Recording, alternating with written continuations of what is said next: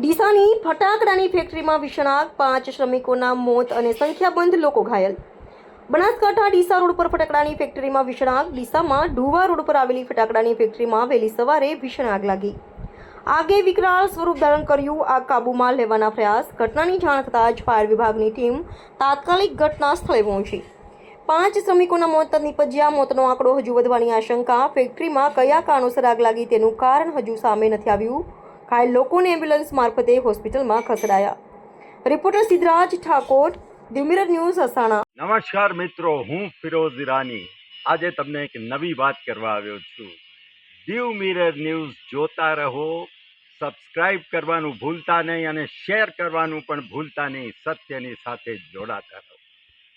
નમસ્તે મિત્રો, હું છું ચાંદની પરમાર.